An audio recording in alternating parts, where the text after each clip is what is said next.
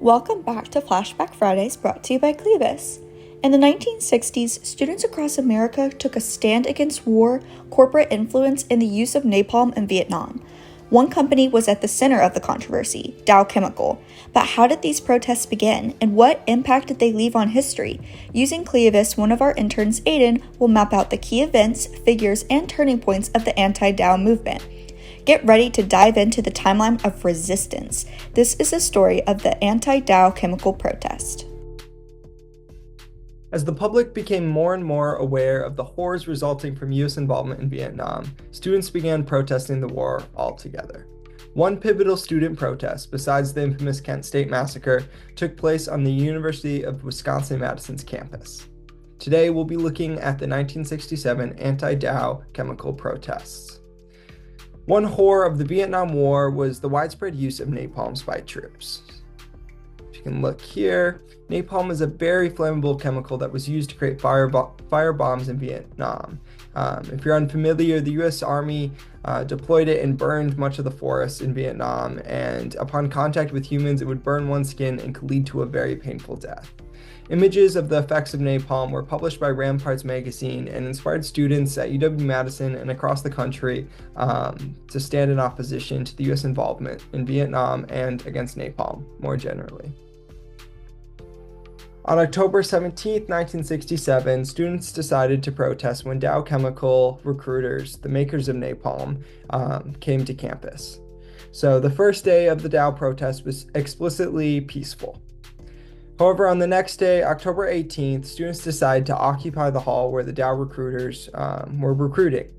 And in a chaotic few minutes, the police ended up storming the hall and beating and then arresting 50 students. Tear gas was eventually deployed in what was the first use of tear gas on college campuses. After the students' defiance, the university voted to allow companies like Dow back on campus for recruiting. So the immediate impact of the immediate goals that the protests were hoping to secure were unsuccessful. However, in 1969, Dow Chemical stopped the production of napalm. While not directly linked to the protests in Madison, nationwide protests against the company informed their decision. So clearly, the anti-Dow Chemical protest played a key role in associating Dow Chemical with napalm and eventually contributing to their announcement that they were going to stop producing it in 1969. And then, in a more general note, the October 18th protests by students created a defiant atmosphere on UW-Madison's campus. Over the next decade, students participated in many protests that led to arrests. Notably, students bombed a research lab on campus at Sterling Hall, which killed one bystander.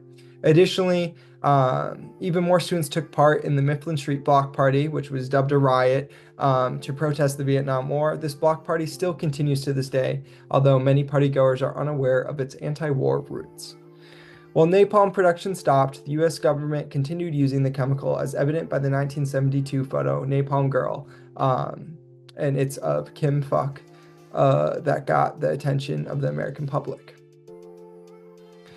These protests represent a major moment in the anti-war movement, and one of the protest leaders served as the mayor of Madison for 22 years, bringing the sense of change, at least for a bit, that he led at the university to City Hall. Today, as more protests sweep college campuses, we can look back on those that came before. And that's all in the 1967 Dow Chemical protests. If you enjoyed this video, don't forget to follow us for more engaging content. Every Friday for the next few weeks, we'll be sharing fascinating stories about historical events that took place on Fridays. Stay tuned for more fun and intriguing history brought to life with ClioVis. Ready to create your own timeline? Start your ClioVis journey today at ClioVis.com and dive into history like never before.